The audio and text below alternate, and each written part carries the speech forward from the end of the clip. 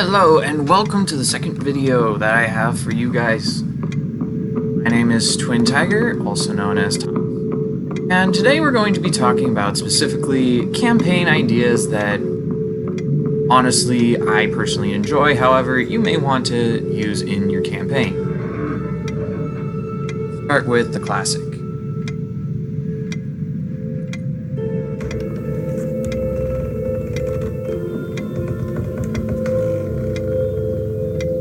I'll tell you how many DMs I have seen use this, and I have actually used it plenty, and I do mean plenty of times. I've also seen some pre-written adventures that specifically do this type of thing, and it makes it really fun to watch, as all the players are just like, why the hell am I sitting with this group of people? There's plenty of seats everywhere else. And then you just start talking and you're like, okay, I can get along with these people. Or you're like, I hate them. Anyways, this one kind of allows you to be free and also possibly throw in a fight or two right after the players get some drinks and start eating. The fights will be fun, they'll be interesting, however also they can get a little hard to do if you don't know your players' fighting styles and also what race they're playing, what race and class they're playing. As a reminder from my last video, you don't want to throw a bunch of say wizards into a fight into the heap of 5 orcs when you were expecting most of them to be fighters. However, mistakes are made, I will admit that. Second one that we're talking.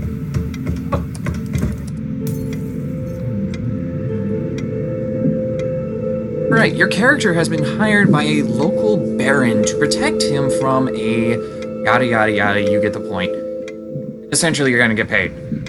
This one, I don't see used that often. The last time I actually used this campaign idea was probably for a pre-written adventure for Adventurers League. And that was decent enough.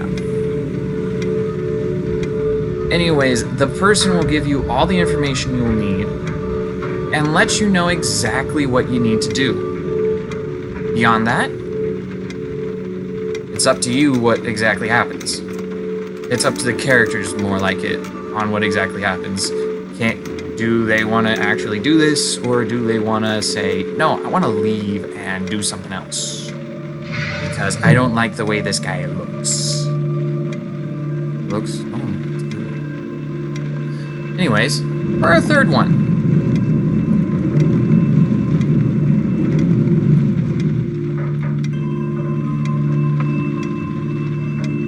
Character has been captured and awakes inside the middle of a cell with none of his gear on him.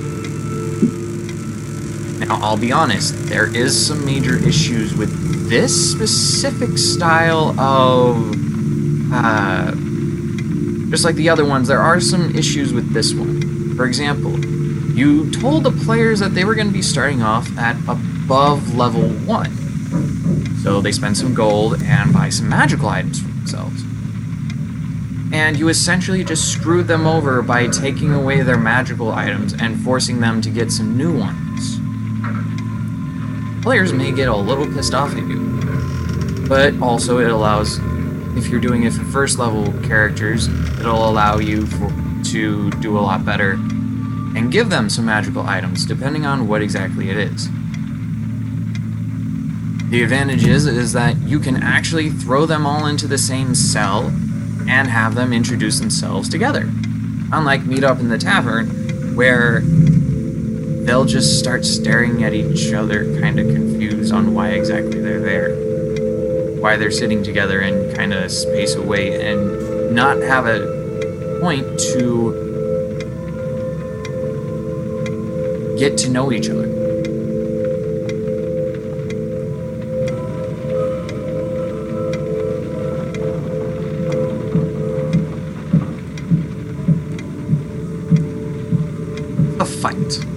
essentially, the characters are all traveling down the same road for some reason. They're going towards the same town for different reasons. They're doing something that they need to do. All of a sudden, a local cultist group has arrived to ambush them or something similar. And then a fight breaks out, and they bond over that and realize that there is an major issue now with the local occult groups that they need to solve.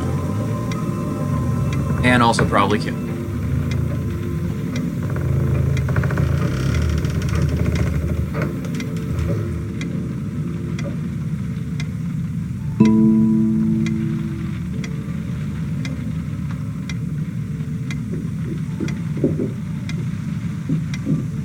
Yeah. This one, the one that we kind of see a lot, and it's kind of overused. However, you always want to do it. Everybody wants to do the idea that somebody wants to take over the entire world and turn it into their home. Or make it their own and enslave mankind. Hate them. Either way, it still works because a lot of the time the Overlord is what makes the players bind together because they're all, say, according to the Overlord, the guy that's going to do it, they're all going to be prisoners and they don't want that, perhaps.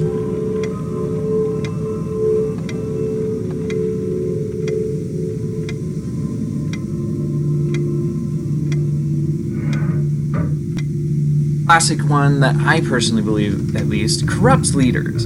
Now, a while ago, I was running a campaign, and I just recently restarted it. And this campaign was actually run with the idea that they were going to attempt to overthrow a mother and son duo that is making the entire town go into turmoil, including the black market being stayed in and bypassing the guards just so that then they can make an extra couple thousand gold pieces a night. But that's just for them and the taxes and everything else. It was a good idea at the time. However, you can tell me if it's not. Anyways, this idea allows the players to get behind a cause, especially if you are dealing with, say, Paladin 1, 2, 3, Cleric, and that's your party. So plenty of reason to do that for your party if it's that.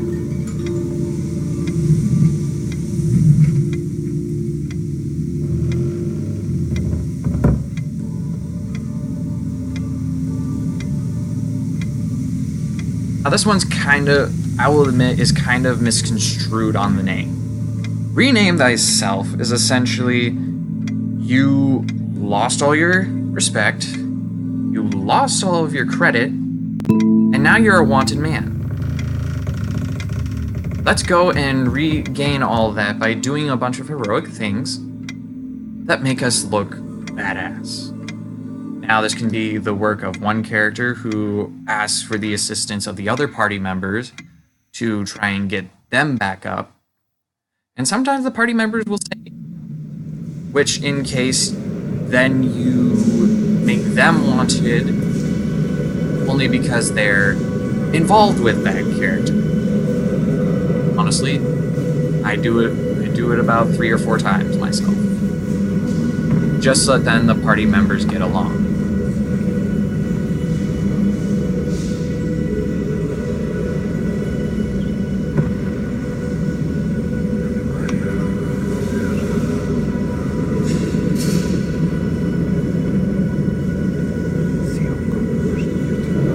Number 8 is going to be Treasure Desired.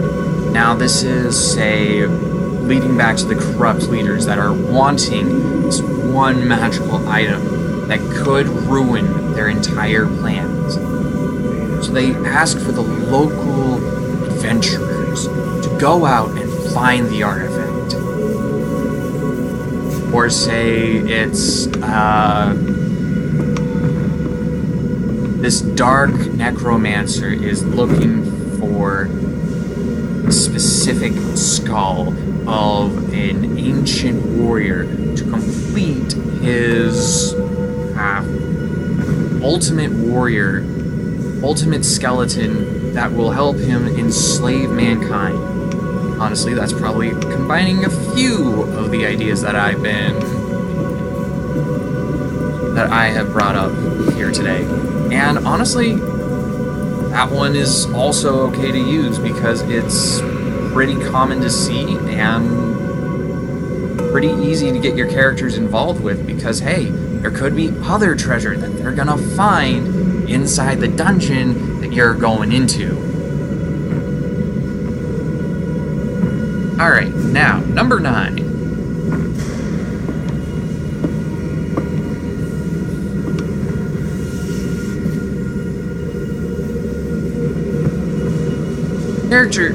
Characters in your party have been hearing about this caravanserai that has some pretty interesting characters in it.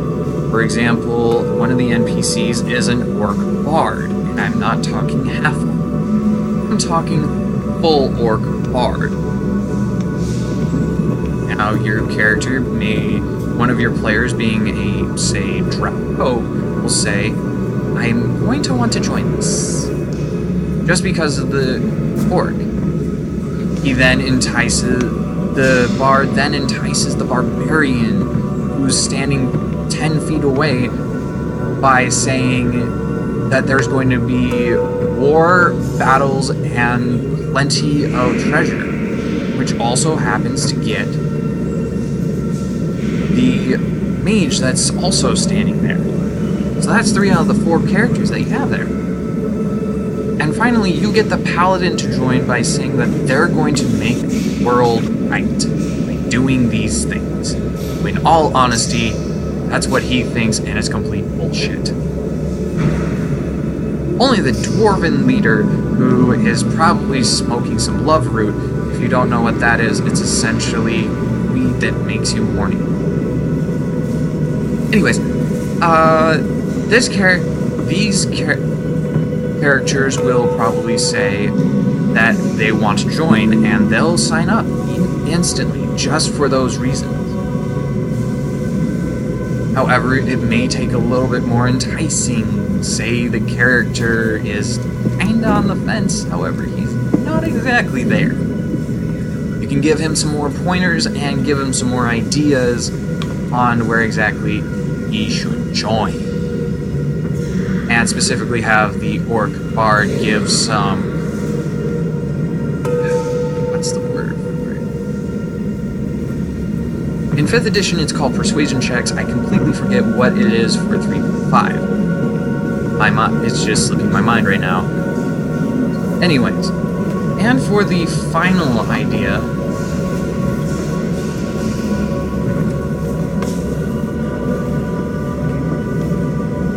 Now this one can actually go multiple ways. Help Timmy is just a way of saying, help, my child or loved one has been kidnapped by yada yada and has taken them to yada yada, and we would like you to come and help. Now this can go multiple ways. 1. A person follows you. They go to the placement. All of a sudden, the door behind them slams shut, and they're sealed in, and now they're prisoners.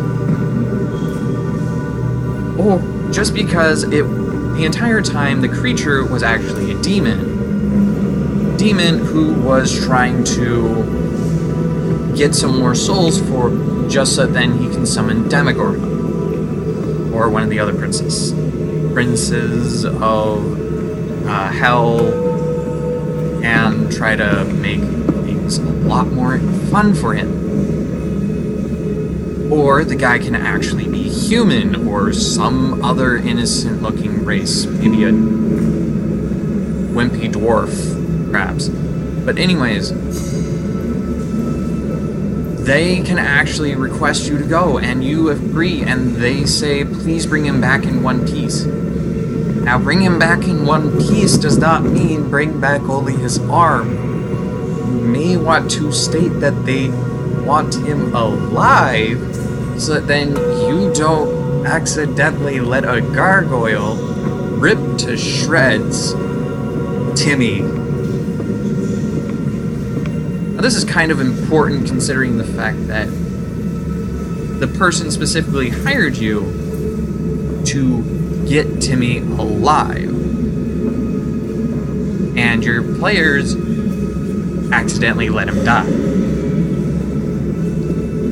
You can decide what exactly the consequences are. The player characters are now going to be slaughtered in their sleep because he has connections to the Assassin's Guild, and now they have to be on their toes at all times and barely get a bit of shut-eye because of it. Or he does nothing but grieves and cries in front of the players as they hold only Timmy's arm, because that was all they managed to get out of the stomach of the gargoyle that shredded him, that ate him and shred him to pieces. I might be wrong, and gargoyles might not actually eat people, however, still writes a good story. Now, what I like to do involving these is that even with meet up in the tavern and start a fight, you always want to combine some of the stories. Meet up in the tavern and corrupt leaders was actually that campaign I was talking about earlier. Captured comes up